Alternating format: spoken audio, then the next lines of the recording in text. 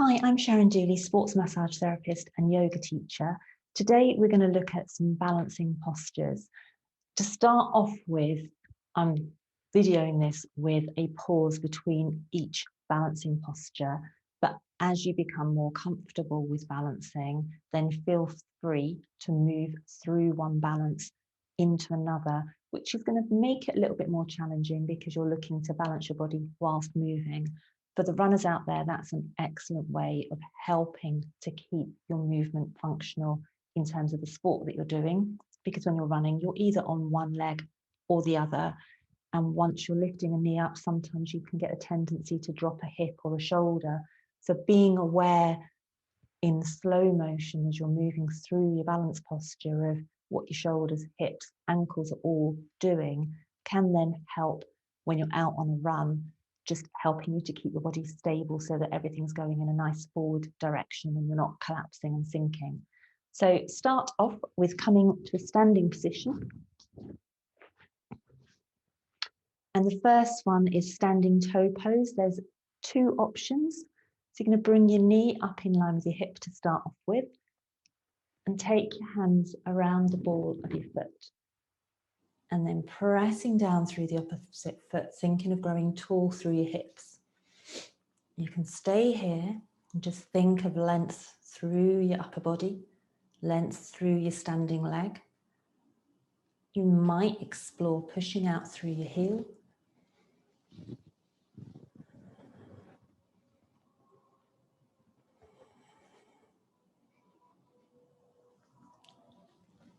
And then bringing it back and down. Next one is warrior three. So keeping with the same leg, you're going to draw it back behind you. Keep your hips level, push out through your heel. Again, you're thinking of length through the standing leg, through your hips, as well as them being even. Length through the leg and lengthening out through your arms and along the back of your neck.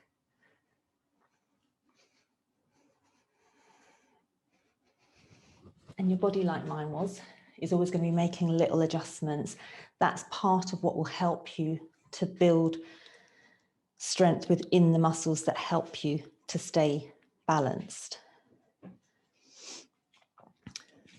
The next one, again, keeping with the same leg. You're going to bring your foot up behind you. Take your hands along the big toe side of your foot and just drop your knee so it's in line with the opposite knee. Again, lengthening through that standing leg, lengthening up through your hips. Now that might be enough for you to just stay here because it is quite a strong stretch on this hip. And while you're standing there, just practice pressing your arm and foot in towards each other. So your hand and foot in towards each other. And then explore lifting up the opposite arm. Maybe taking your foot back away from you and maybe reaching your upper body forwards.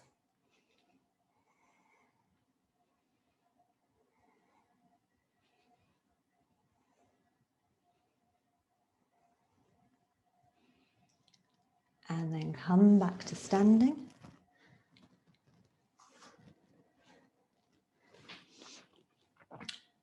Keeping to the same side, you're going to cross that thigh over the opposite thigh. You've got the option here. You might just rest your foot down. Take your arms one under the other, top elbow above the bottom elbow, and then just explore bending them towards each other, maybe taking the palms of your hands together and bend into your standing knee. Option two is to explore wrapping your leg all the way around.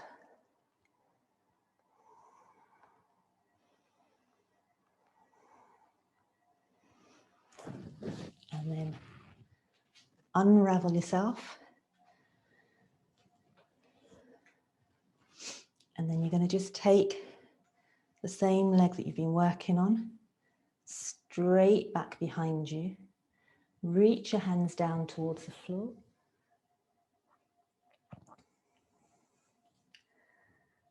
So taking the opposite hand to your leg, taking it a little wide, take your hand onto your hip. It might be enough to stay there, or maybe turning your foot and your hip. So turning your foot forwards as you turn your hip up towards the ceiling.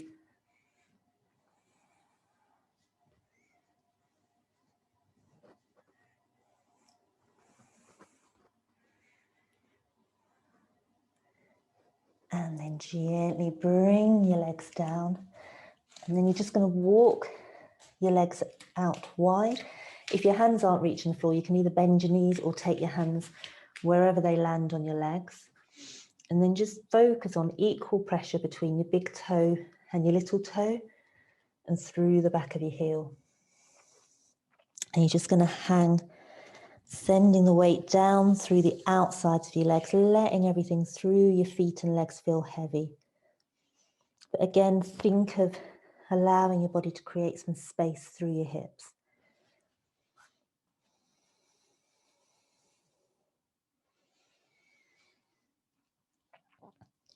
And then gently walk your feet back in towards each other, slowly rolling yourself all the way up. And then just give yourself maybe a little shake. And then go ahead and repeat that on the other side.